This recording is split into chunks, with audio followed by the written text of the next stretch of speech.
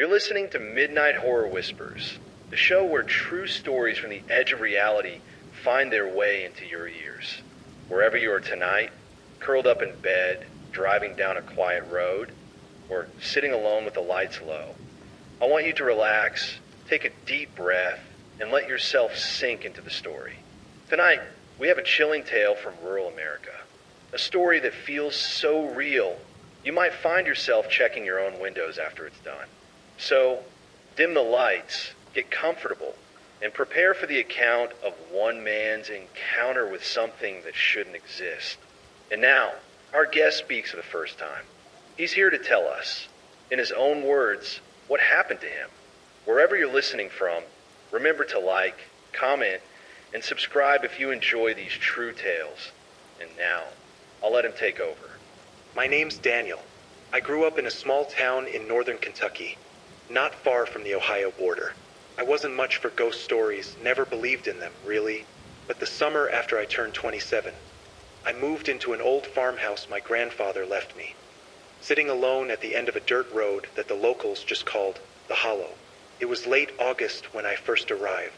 The sun was setting behind the ridges, and the air smelled of hay and wet earth. The house looked like it hadn't been lived in for decades. Paint peeling, windows dusty, shutters hanging off their hinges. I thought it was perfect, quiet, secluded, my kind of place. The first night, I unpacked, made a small fire in the old stone fireplace, and tried to convince myself that the creaks and groans of the old house were just what's settling. But even as I told myself that, I couldn't shake a feeling, like I wasn't supposed to be alone in that place. It started with small things. The floorboards in the hallway would squeak even when I hadn't stepped near them. I'd be in the kitchen, and the pantry door would swing open on its own, just a crack, as if someone had brushed past. I tried to ignore it. I kept telling myself that wind, or maybe an animal, was responsible. Then I found the first note. It was tucked behind a loose brick in the fireplace. A scrap of yellowed paper with words written in messy, slanted handwriting. Leave before night. I thought it was a prank, or maybe left by my grandfather decades ago as a joke. I laughed, crumpled it up, and threw it in the fire. But the unease wouldn't leave me. That night I heard it, the footsteps, slow, heavy, walking from the hallway to the kitchen, then stopping right behind me. I froze. My heart was pounding. I didn't turn around. I didn't want to know. The next morning, the note was back. Same words, same handwriting, now pressed on the kitchen table. Leave before night. I didn't sleep that night. Every sound was amplified. The wind through the broken shutters sounded like whispering voices. Somewhere upstairs, I thought I heard someone walking across the floorboards, even though the attic had been locked since I got there. Days passed, and the incidents grew stranger. Mirrors would fog up, even when the house was cool. I would wake in the middle of the night to the feeling of someone standing at the foot of my bed, always there, watching, silent. One evening, I went to the barn at the edge of the property. It had been empty for years, and I wanted to clean it up. As I opened the rusted door, I felt a cold wave rush past me, like someone had pushed through the air. Inside, the barn was empty, or so I thought. In the far corner, I saw a figure, a shadow of a man, hunched over like he was kneeling. I called out. No response. When I took a step closer, the shadow disappeared. After that, things escalated quickly. The knocking started. At first, it was occasional on the walls, on the floor, in the ceiling. Then it became constant. Every night, without fail, it would start just after midnight. A rhythm, like a heartbeat, pounding through the house. And then the whispering. Names, my name, softly at first, then louder, more insistent. I tried to leave, packed my things. But the moment I hit the dirt road to the main highway, something stopped me. The air grew thick, like the fog in the valley had suddenly dropped, and I could see the farmhouse from the road. But the lights were on. There weren't supposed to be lights on. The place had no electricity connected. Yet, through the windows, I saw shadows moving. Not me moving. Not the wind. Shadows of people, of figures. Watching. Waiting. I've told myself since then that maybe I imagined it. Maybe the isolation, the heat, The stress of moving into an old house did something to my mind. But I know what I saw. I know what I felt. And I know, even now, that the hollow doesn't want anyone there. I sleep with the lights on now. I've never returned to that farmhouse since I left. But some nights, when the wind shifts just right, I swear I hear footsteps again. Outside my window. Slow. Heavy. Waiting. The days after that first night were a blur of unease and exhaustion. I tried to get back to a routine, fixing the roof, clearing weeds from the yard, even painting the peeling shutters. But no matter what I did, the house had its own rhythm, its own will. It was the third night that things went beyond just shadows and whispers. I was lying in bed, the ceiling fan creaking, when I felt it again, that presence at the foot of my bed. But this time I could see it. Not clearly, but enough. A figure, darker than the room, standing silently, watching me. My heart froze. I wanted to scream, but no sound would come. My body felt heavy, as though the air itself had turned to lead. I blinked, and it was gone. But the weight didn't leave. I could feel it all around me, pressing in like the walls were closing. I got up, shakily, and went to the window. The valley outside was quiet, empty, peaceful, except for one thing. In the distance, near the edge of the forest, there was movement. Figures, slowly emerging from the tree line.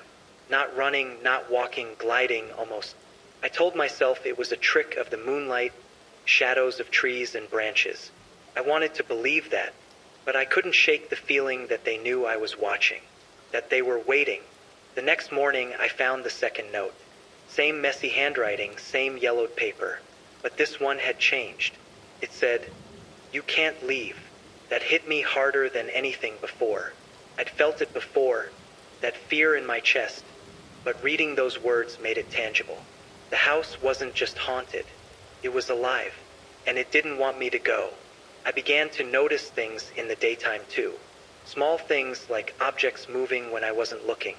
A chair shifted an inch, a plate overturned in the sink. But more disturbing were the sounds. Footsteps in the hallways during the afternoon, soft at first, then growing louder as if something was pacing, circling me. Sometimes I would hear laughter, low, guttural, almost human but not quite. One night, desperate for sleep, I tried to convince myself that facing it would make it stop. I sat in the living room, flashlight in hand, and called out, "Who's there?" Silence. Then, a whisper so close it felt like it was inside my skull. "Don't leave. Stay forever." I ran upstairs and locked myself in the bedroom.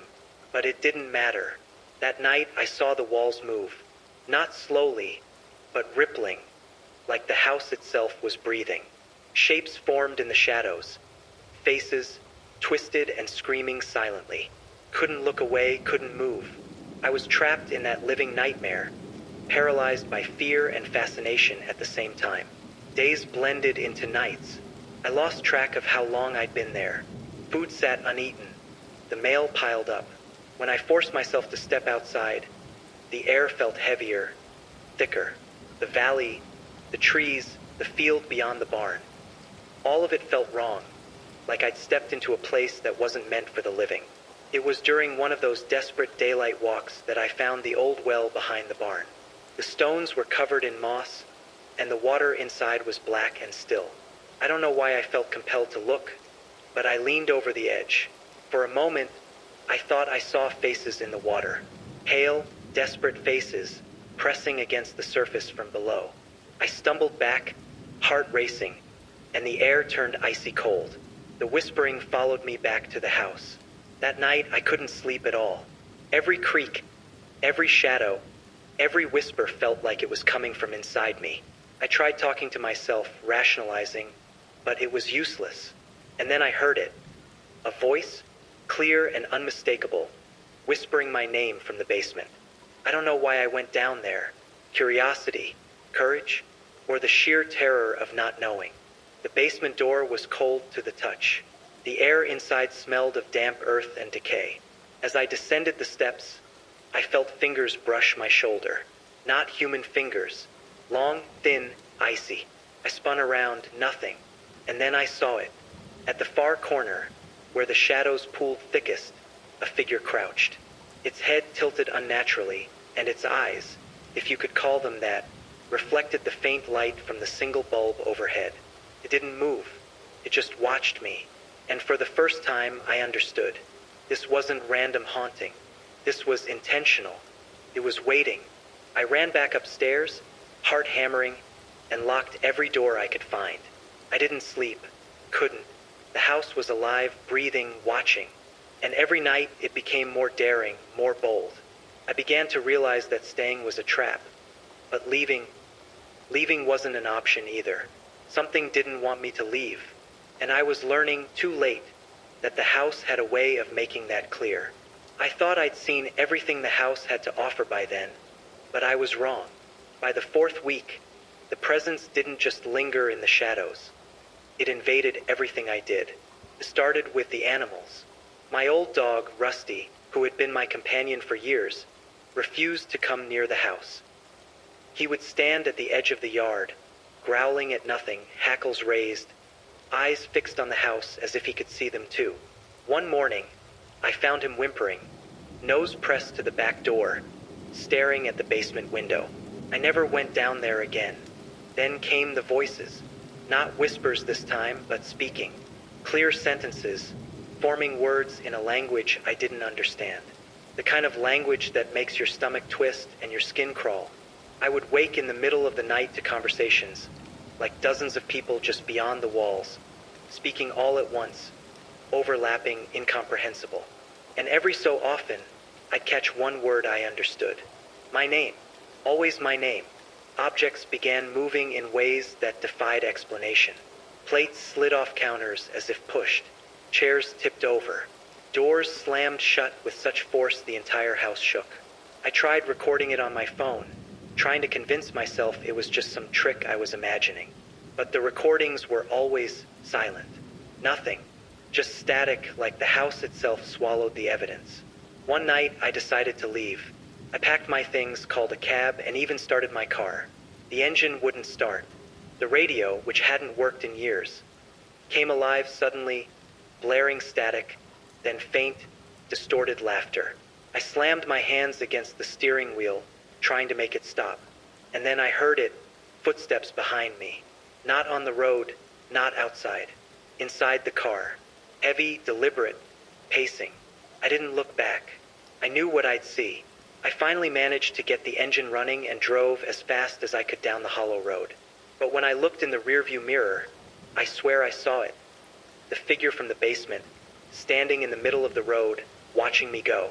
And then it vanished. Back at the house the next day, or what I thought was the next day, I found the notes again. More of them, taped to the walls, scattered across the kitchen table, tucked inside drawers. But these weren't warnings anymore. They were demands. You belong here. Don't try to leave. Forever. And it wasn't just the house anymore. I started seeing them outside. At night, when I tried to leave for groceries or even a walk, shadows appeared at the edge of the fields, just standing there, watching, always watching. Their forms weren't solid, more like smoke shaped into figures, but when I looked away, I could feel their gaze on me. Sleep became impossible. I would wake to feeling hands on my face, cold, clawing, pressing me down. Shadows crawling along the walls, whispering my name. Sometimes, when I turned on the lights, I would catch glimpses of them in the corners of my eyes. Pale faces with hollow eyes, mouths moving in silent screams. One evening, I sat on the porch, trying to keep my sanity. The sun had set, the air was thick and still, and then I heard it, a child laughing. Sweet, high-pitched, innocent, but coming from the barn. The barn had been empty for decades. Rusty barked and bolted from the porch, refusing to return. I grabbed a flashlight and forced myself toward the barn. Inside, the air was frigid. My breath came in clouds. And there, at the far end, was a little girl, pale, eyes dark and hollow, staring at me. She raised a finger, pointed directly at me, and whispered, "Stay." I ran back to the house and locked every door, every window. I stayed up all night, flashlight in hand, praying it would be gone in the morning. But when dawn came, The house was quiet only on the surface. Shadows still lingered in the corners. Faces pressed against the windows, mouths moving silently. That's when I realized this wasn't just a haunting. The house didn't want me out of curiosity. It wanted me trapped, and it would do anything to keep me there. Anything. I stopped counting the nights. Sleep didn't matter anymore. Daylight didn't either. The house had swallowed both. By the 5th week, time began to feel broken. Clock stopped. My phone battery would drain within minutes, no matter how long I charged it. Some mornings I'd wake and the sun would already be gone. As if I'd slept through an entire day I couldn't remember. The house had changed, too. The walls looked darker, as if stained by something seeping through from the other side. The smell of damp earth and rot never left. And the sounds, those were the worst. You'd think it would be the screams or whispers, but no. It was the breathing. I could hear the house breathing, every night. Long, deep, human breaths coming from the walls themselves. I started marking days on the kitchen wall to keep my sanity. But one morning, all the marks were gone. In their place was one message, carved into the plaster: "Stay home." Rusty was gone by then. I found the back door open, his collar lying on the porch. There was blood on the steps. I never saw him again. Something in me broke that night. I decided I'd rather die trying to leave than rot in that house another day. I packed what I could and waited for dawn. But when I opened the front door, dawn never came. It was night outside, black, endless night. The sky was wrong, full of stars I didn't recognize. The air was thick, heavy, almost solid. I stepped outside and realized I wasn't standing on my porch anymore. The field was gone. The trees were gone. The world was gone. All that existed was the house behind me, glowing faintly in the dark, and an ocean of nothing stretching out forever. I turned to go back inside, but the door had closed. I pounded on it, screaming, begging. The wood felt alive under my fists, pulsing with every hit. Then I heard it whisper, right next to my ear, "You were home." When I woke, I was back in bed. Morning sunlight through the window, birds chirping outside. For a second, I thought it was all a nightmare. But when I looked down, my hands were covered in dust and splinters. My knuckles were bruised. I'd really been outside wherever outside was. The notes had returned, hundreds of them now, pinned to the walls, the ceiling, the furniture. Each one written in the same hand. Some said my name over and over. Some said things I didn't understand. But one message appeared more than any other. Under the floor. I don't know why I listened. Maybe I was too tired to fight. Maybe curiosity finally replaced fear. But I tore up the old floorboards in the living room, one by one. Underneath, I found dirt, fresh, disturbed soil, and something buried just beneath it. It was a box, small, wooden, wrapped in cloth that smelled like mold and iron. Inside were photographs, dozens of them, of people I'd never met. Men, women, children, all standing in front of the farmhouse, smiling faintly, eyes dull and empty. And at the back of the box was a final picture. It was me, standing at the porch, smiling that same empty smile. I dropped the box, stumbled back, and that's when I saw them again. Dozens of figures standing outside the windows, surrounding the house. Every one of them pale, still watching. The little girl was there too, and this time she wasn't alone. They started moving closer, pressing their faces against the glass, their mouths moving in perfect silence. I could see their lips forming one word, over and over, "Stay." The walls began to shake. The house groaned. The air filled with dust and whispers. The photographs from the box scattered across the floor, sliding toward the fireplace like pulled by invisible hands. I watched, frozen, as they burned without flame, curling, blackening, disappearing into the air. And then everything stopped. Silence. Stillness. Not even my own breath dared to make a sound. That's when I heard it, the faintest sound, coming from below the floor again. A heartbeat. Slow. Heavy. Like the house itself was alive, waiting for me to make my next move. I couldn't sleep that night. Every shadow, every creak, every whisper felt magnified. as if the house itself was breathing over me. But I couldn't ignore what I discovered under the floor. The heartbeat. It was calling me, drawing me back. The next evening, I forced myself to return to the living room. The floorboards were still removed, the hole yawning like a dark mouth. The air that rose from it smelled of wet earth and decay. My flashlight trembled in my hand. I knew I had to look.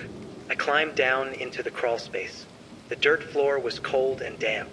My fingers dug into the soil as I moved forward, and that's when I saw it. A stone slab slightly raised above the ground. It wasn't part of the foundation, it had been placed there deliberately. Carved into the stone were symbols, strange and jagged, nothing I recognized. The heartbeat grew louder. I swear it wasn't mine anymore. I tried to back away, but the floor beneath me shifted. Not like the wood settling, but alive. Something was moving beneath the dirt. I heard scraping, clawing like nails on bone. I wanted to scream, but no sound came.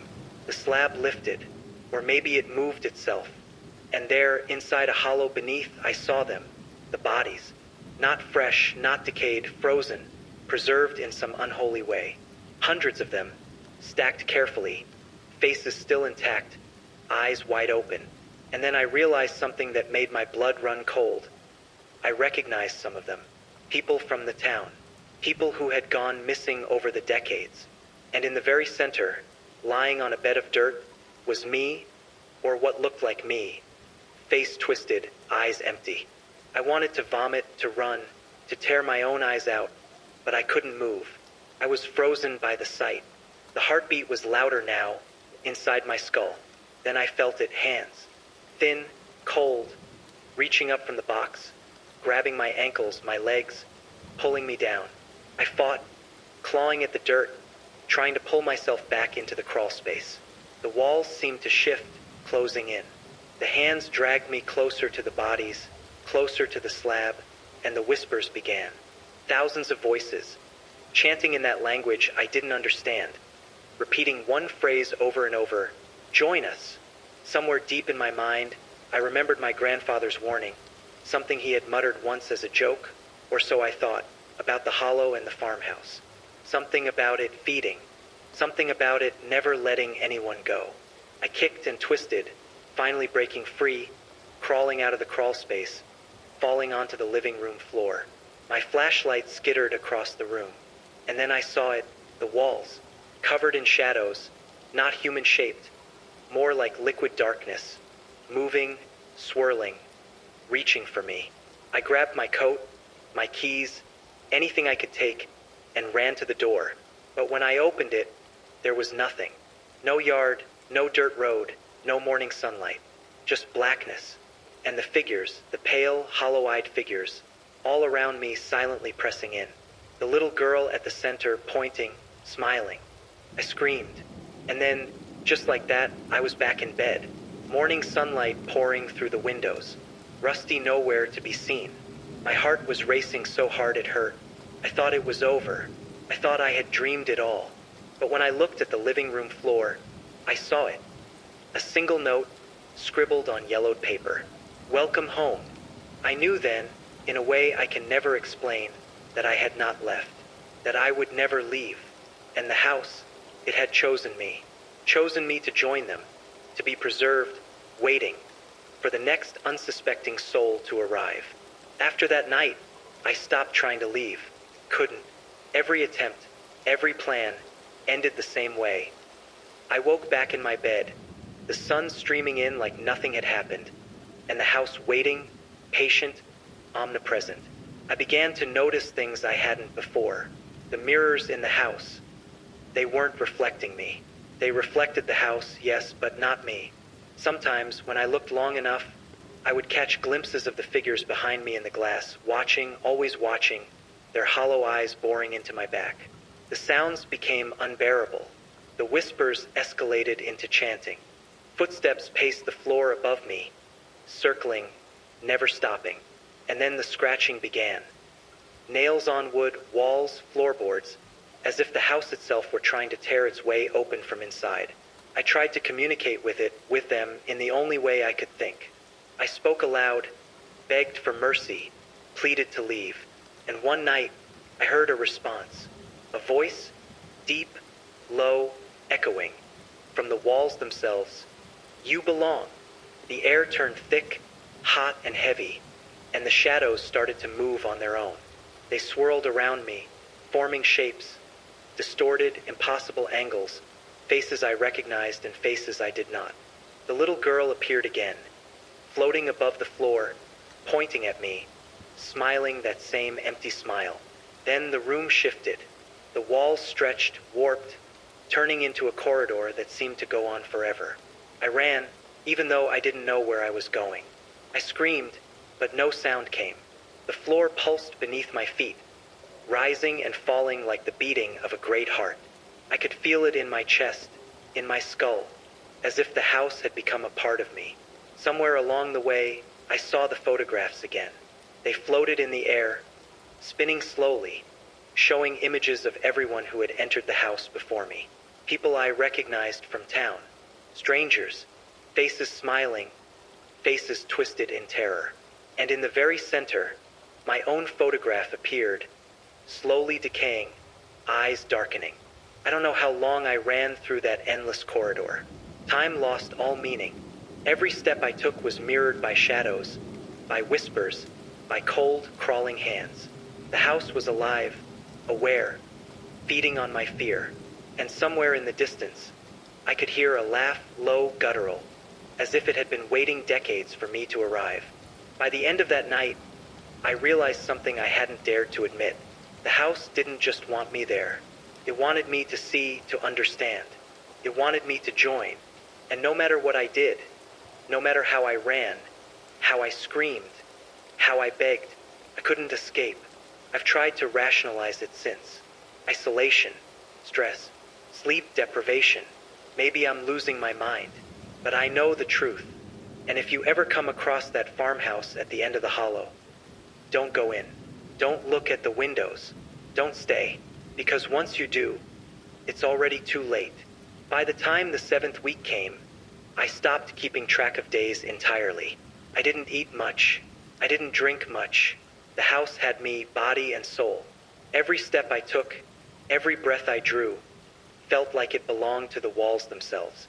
It started with the shadows becoming solid.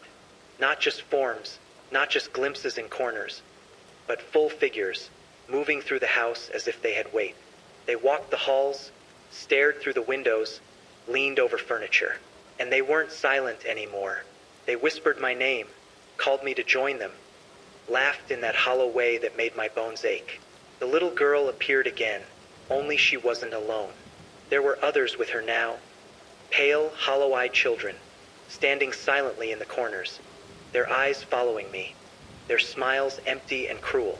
One of them stepped forward, and I realized it wasn't a child at all, just a figure made to look like one, stretched and twisted, impossibly thin, long limbs bending where they shouldn't. And then I heard it, the heartbeat, not the quiet one from before, but loud, deafening, like the house had become a living thing with one massive, monstrous heart. The floor beneath me throbbed in time with it. I fell to my knees, pressed my hands over my ears, but it didn't stop. I could feel it in my chest, in my skull, in my very bones. I tried to run, but the walls shifted again, turning the rooms into endless corridors. The doors I tried to open led nowhere, only deeper into the maze. And the shadows followed, circling, moving, always just beyond the reach of the flashlight I held in trembling hands. That's when I saw them, the faces, hundreds, maybe thousands, pressed into the walls themselves. Not painted, not drawn, living faces. Silent, expressionless, eyes staring through me, mouths moving in slow, dreadful motions. They were the people who had come before me, and I knew with absolute certainty that I was next. I screamed until I couldn't scream anymore. I ran until I couldn't run anymore. And then I felt it, the hands again, cold, rigid, clawing at me, dragging me toward the center of the house. I fought, twisted, kicked, but I couldn't break free. The shadows, the walls, the very floor were alive, holding me, shaping me, pulling me down. And the little girl, she floated above me now, pointing, smiling, her eyes empty pits of nothing. Around her, the other figures closed in, circling, whispering, chanting, reaching, pulling, dragging. And I realized, in a moment of horrifying clarity, that I wasn't just trapped. I was becoming part of the house. The heartbeat swallowed me, the whispers consumed me, and as the shadows pressed closer, I knew I would never leave. Not really. The house had claimed me, and I understood, finally, the truth my grandfather had hinted at. The hollow doesn't just haunt, it feeds, and it waits for those foolish enough to step inside its walls. I don't remember how long it's been. Days, weeks, maybe years, I can't tell anymore. Time doesn't exist in the hollow. The house has no regard for it. It only exists to feed, to trap, to consume. I am still here, not fully myself. The shadows and the walls, the whispers and the heartbeat, they've made me part of the house. I can feel it in my chest, in my limbs, in my thoughts. Sometimes, I catch glimpses of my old body lying in the photographs, the empty-eyed version, waiting silently beneath the floorboards. And sometimes, I see new faces, strangers, foolish people who came too close, peering through the windows, and the house smiles for them, silently, hungrily. I've tried to warn people. I've tried to tell them not to come, not to step onto the hollow's dirt road. But the words never leave me. They're trapped here too, like me, just echoes carried on the wind that seeps through the cracks and broken windows. If you ever find yourself near an old, isolated farmhouse at the end of a dirt road in the hollow, don't stop. Don't even glance at it. Don't let curiosity or disbelief lure you in. Once you step inside, the walls will watch, the shadows will wait, and the heartbeat will call. And no matter how fast you run, no matter how loud you scream, no matter what you do, it will not let you go. I am Daniel, and I am still here,